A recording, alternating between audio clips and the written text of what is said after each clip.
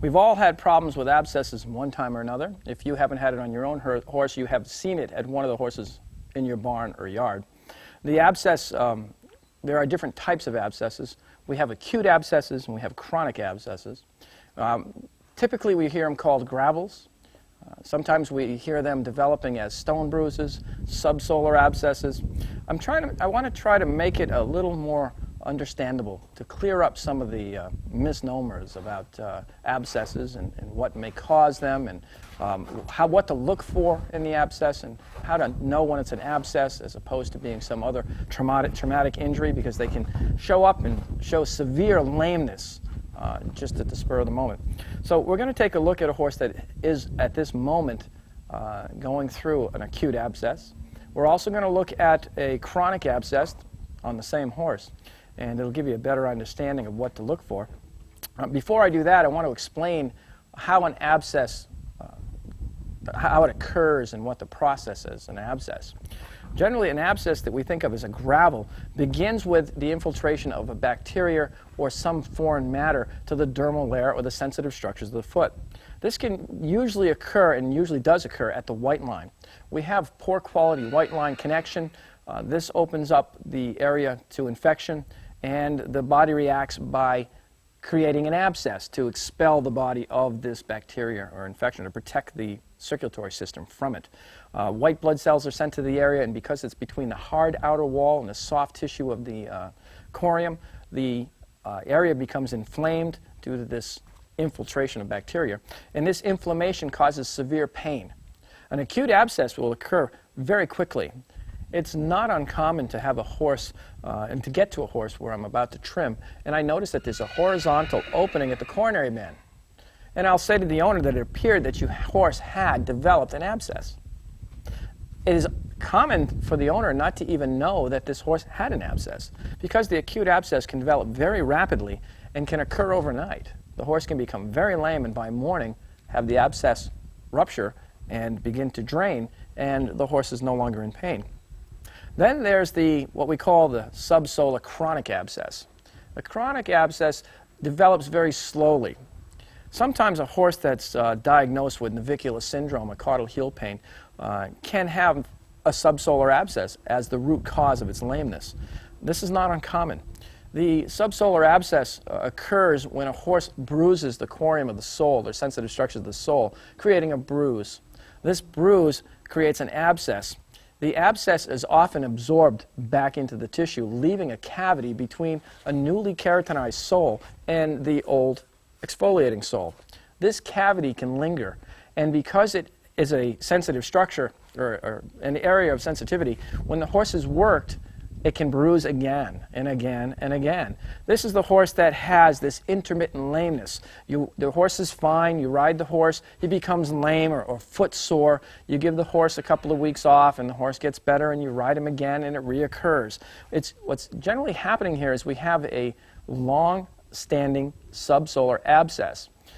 What'll happen is eventually you'll see around the bars an area where there'll be black necrotic tissue around the bars or around the white line, and trimming will expose an area that is undermined, and with close examination you'll see that we actually have a thin sole, and beneath it what we call the subsolar abscess. It's evidence of a subsolar abscess is the type of pus that we see in evidence, and often in the subsolar chronic abscess we'll see black or gray pus. It's called ichorous pus, and this type of pus is actually comes about when we have microorganisms digesting the newly developed horn, leaving behind this type of pus. Whereas in the acute abscess we see the typical green, yellow, white pus that comes out at the coronary band. This is a rapid developing abscess that is a normal function of the foot to expel any infection in the foot. It actually should occur, and we want to get that abscess out as quickly as possible. The last thing we want is to have a chronically occurring abscess. That's why most veterinarians will say to you, we do not give bute for an abscess. If we suspect it's an abscess, for a veterinarian suspects it's an abscess, they usually will not recommend bute because it's an anti-inflammatory, which will slow down the process of the abscess, and it will cause it sometimes to absorb, leaving a cavity in the hoof capsule, or between the dermal layer and the hoof, which will be an environment which can reabscess, or the infection can linger for a very long period of time. So what we tend to want to do with an abscess, or particularly an acute abscess, is to get that abscess to expel as rapidly as possible. That's why traditionally we've soaked in Epsom salts and water, because Epsom salts is a drawing agent. I don't tend to recommend Epsom salts any longer. I use a product called Animal Intex Pads. They are a poultice type pad, and I'm going to pick one up here and show you what it is right now. The Animal Intex Pad is a pad that has medication on it, or in it, and what I recommend is to cut it to the size of the foot, and we put it into a tin and pour warm water around its edge until it's absorbed the water. We don't want to soak an Animal Intex Pad because it'll wash out a lot of the material. So we soak the Animal Intex Pad until it's drawn up enough of the water that it's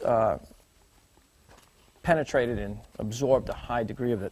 Then we place it on the bottom of the foot and wrap it with vet wrap or elasticon to hold it in place. This overnight has a very good drawing action. Will often draw it out of the bottom of the foot.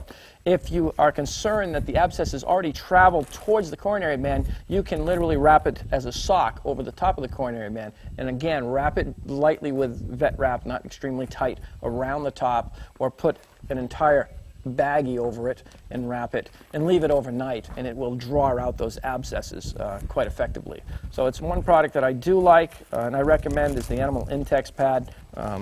You can find out more information on these in our newsletter and on our site.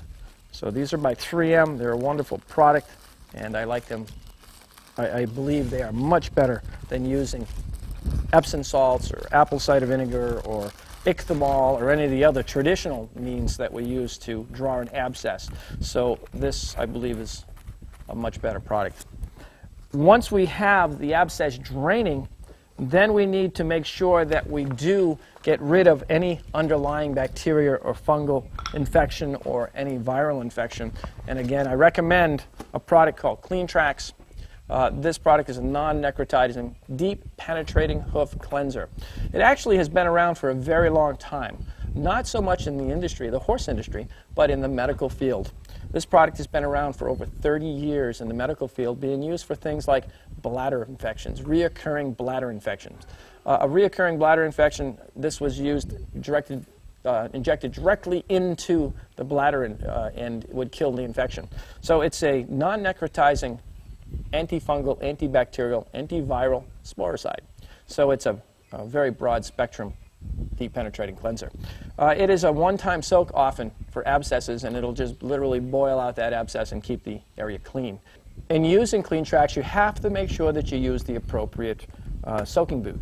This is the CleanTrax soaking boot, which is available through the Institute. It is a tough neoprene bag which attaches high up on the leg. It also attaches very tightly, because very tight around the leg, so that we can keep in the gases which escape from the deep penetrating cleanser, which help to eliminate the infection. We're going to soak for about 45 minutes per foot on this type of application. These are reinforced boots, so that they, as long as they're standing on a relatively soft ground, shavings or rubber mats, they will not rip these boots. They're good boots to use later on if you need to ice a leg. In acute laminitis, one of the recommendations is that we ice the leg. So these boots are good to have around for that. Anytime there's inflammation in the leg, we can put a hose in here, put this on the leg, and just run the hose to take down inflammation. So they're a good all-around boot to have when you have any problems that need soaking. In any case, you have to follow the directions to the letter. If this is followed appropriately, the directions are followed appropriately, we can do away with the infection. And if the environment is changed, and once again, environment is critical. If you maintain the environment that caused the abscess in the first place, or the lack of structure in the horse's foot, and you don't change that environment to improve the structures in the horse's foot, well, then the abscesses are going to come back, because the reason they're there in the first place is due to a lack of structure. Either a thin sole or a weak white line, whatever the case may be, you have to improve the environment. Remember, a horse has the innate ability to heal itself, provided the environment is conducive to the healing. With that, I want to go to the horse and show you some indications of an abscess, show you what to look for. I'll show you what an abscess, after it has begun to drain, what it looks like. I will show you the typical stance of a horse that has an abscess and just how severe the lameness can be with an abscess. We're here to look at this fella here. He's a rescue case. He just came into the rescue. He's been very neglected. He's a fairly young horse, thoroughbred. You can see, this is something you will see with an acute abscess, severe distress. Look at his breathing. You can see his breathing is quite labored. He is in distress. You can see it in his eyes. We're doing the best we can for him. He is about ready to have an abscess start to drain on him. He has already had one started draining. We're going to show that to you so you can see what that looks like on the hoof. Again, please understand that he is a rescue and we're doing the best we can for him. He just came to this rescue just a short while ago. So we're doing the best that we can for him. We're going to look down at the hoof now and we will see where one of the abscesses has already drained here. And you can see the horizontal where it popped at the coronary band, a pretty severe abscess. So that was an acute abscess that ruptured and began to drain. He has one now, we believe, in the heel area, or caudal aspect of the foot. And when I push on the caudal aspect of the foot, you'll see that there's pain there. He has been shaved here because he had been pin-fired. And the reason they shaved him, I believe, was because he had some infection around the pastern as well. But you can see the inflammation around the coronary band, which is very typical. And he's had abscess numerous times over the past few months. We can see that by the irregular growth of horn here. So he's had pressure here from abscesses in the past. His feet are in very poor shape because he has been neglected. So we're going to take a look underneath and see what the abscess looks like at the solar aspect of the foot as well. So these are things you should be looking for. Something else I want you to do each time you bring your horse in, it's very important that you take the pulse of your horse's foot. And you do that at the pastern. And if you simply take your fingers and roll over the pastern, you're going to come to an area that is known for the vein, artery, and nerve. As you come over the bone, you'll find your fingers dip in, and there's a fleshy area here, which is the vein, artery, and nerve. And I want you to just push gently right there. And this should be done every day before you turn your horse out or when the horse is at rest, not after exercise. And what you're feeling for is the intensity of the pulse, the pressure of the pulse, not how rapid the pulse is, but how much pressure there is. That will indicate if there is inflammation in the foot. This is important to identify acute laminitis, to identify abscesses, to identify any type of inflammation within the hoof capsule. There is a pulse on this horse. It's a pretty steady pulse, much stronger than I would like to see on this horse. So I know there is still abscess, there is still inflammation going on in this foot, and it's creating quite a pulse here. The reason we have that is because the blood is trying to get into the hoof capsule, but because there's inflammation between the soft tissue or the circulatory system, in other words, the sensitive structures which have all the blood vessels and capillaries, are being compressed between the hard wall and the bone of the foot. And because of that, the blood can't enter the foot. Therefore, it's shunted around the coronary and back up the leg. That increases the pressure here at the van apparatus or the vein, artery, nerve. And it's quite a strong pulse right now. So I want you to get into a habit of checking that daily. It's very important.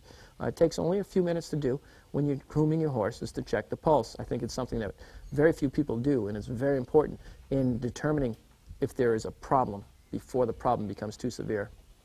Okay? So we're going to also check, while I'm here, is the temperature.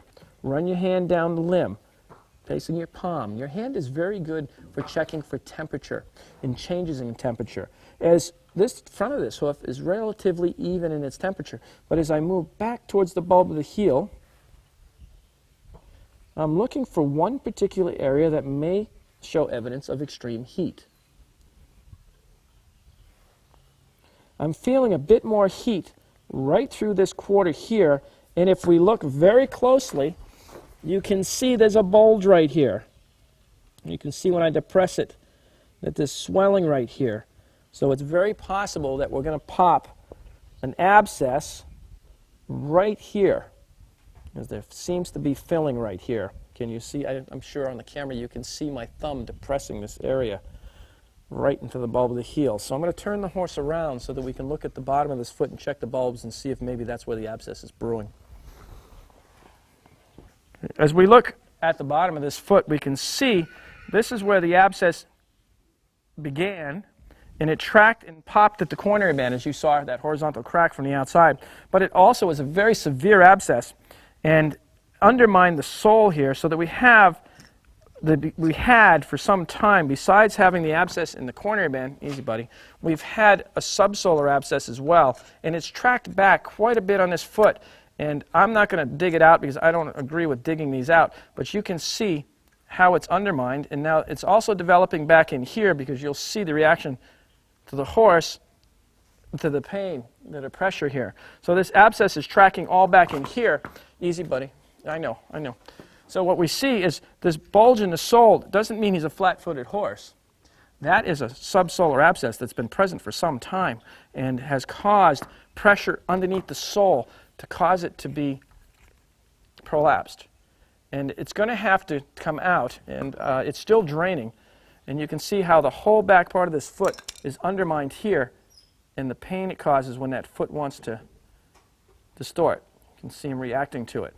So the process for treating this abscess is we're going to animal intex this foot overnight. We're going to put a warm animal intex pad on it and cover the entire foot to draw out what we can. We're going to trim it up as best we can, and we're going to allow this foot to heal a little bit before we do much of anything. We're going to use a Soulmate therapeutic pad on it, which will allow the horse to be moved comfortably and apply gentle pressure to that foot to help work out any abscess that is still there, or any problems that we still have in the foot, and allow it to begin to heal.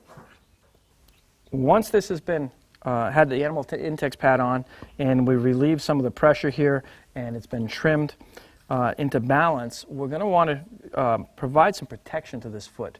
We want to put some mild pressure on it, but we don't want to create any more trauma, so we don't want to have pinpoint pressure. So rocks can really cause a problem.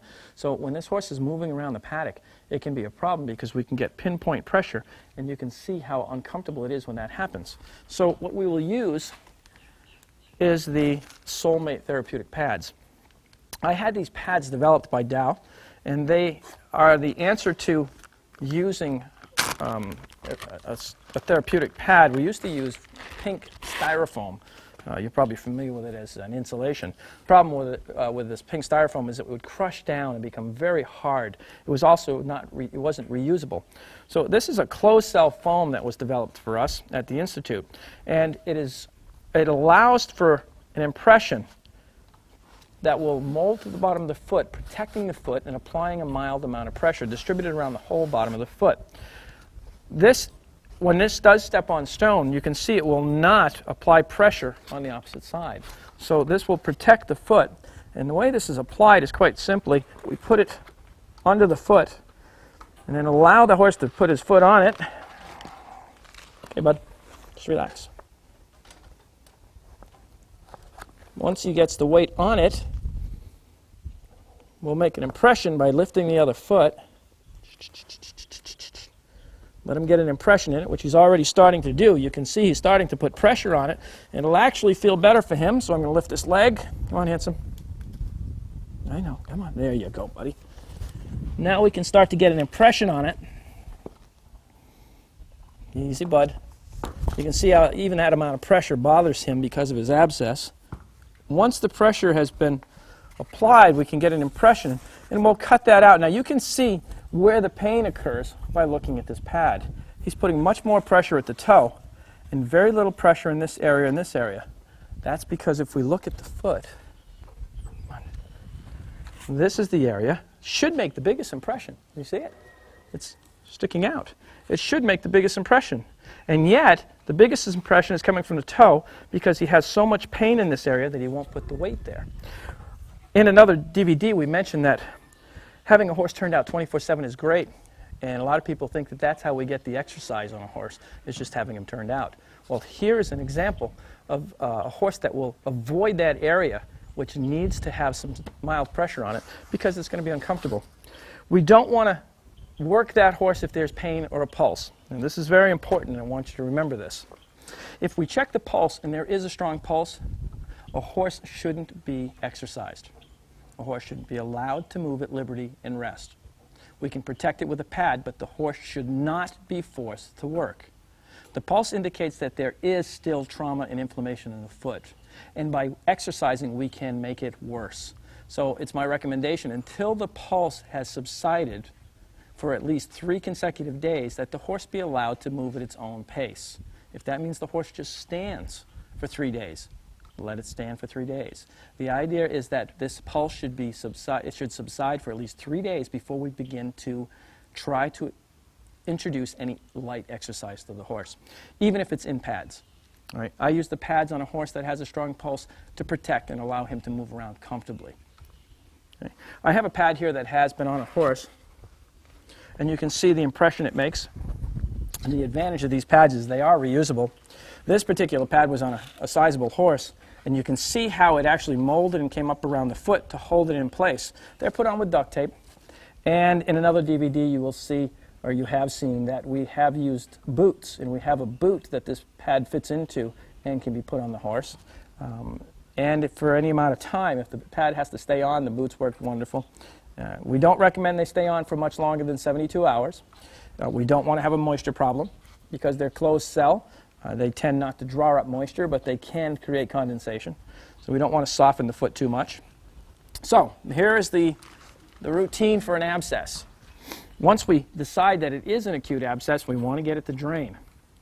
I don't cut out abscesses. If there is an opening and it begins to drain, just probing it a little bit with a hoof pick, we usually keep it draining. We want to use the animal Intex pad with warm water, put on the hoof overnight to drain it.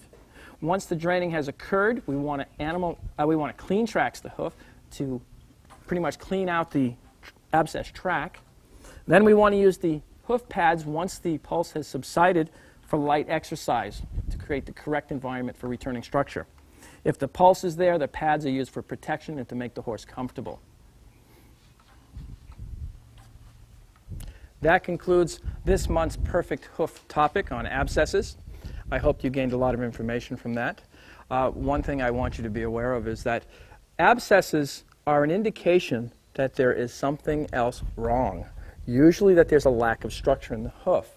An environment has to be established for an abscess to take hold. What we need for an abscess or an infection to occur is an increase in moisture, increase in temperature, nutrients.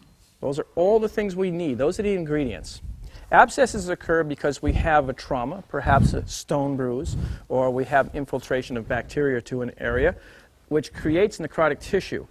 Dried blood from a bruise is nutrition. Well, once we have that and we get bacteria into the area, if we get a rise in temperature, which inflammation will cause, and we get an increase in moisture, the environment is perfect for the increase in bacterial infection and the microorganisms needed to perpetuate an infection.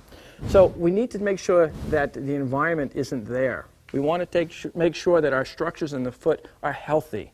A lack of structure is usually the cause. A thin sole, lack of inner wall, poor white line, all of the things that we can prevent through proper exercise and providing the proper stimulus for a healthy foot. Abscesses can be very, very painful, as evidenced by this poor guy right here. Again, he's a rescue, and we're working on him very quickly to try to alleviate any discomfort. The horse should not have to go through this. It usually comes about because of our lack of understanding of how important the environment is to maintaining healthy structure in the horse's foot. I was fortunate enough to return just 6 weeks later to see this horse, and you can see that he is much more comfortable. Before, he had labored breathing. Here he has very little distress. We take a look at the sole, and you'll see that the area that was damaged from the abscess has returned and is healthy. We see that we have new growth from the coronary band, at least an inch of new growth in just 6 weeks. What we're going to find is we have a much healthier horse. Here you can see his coat is just blossoming. His attitude is much better. We're going to take a look at him as he walks, and watch as he turns. Horses that often have abscesses in the quarters or in the toe area will turn uncomfortably. Here we can see he makes a beautiful turn, and he walks off with a good footfall. The foot's landing relatively flat. He's not going to his toe, and his stride is relatively even.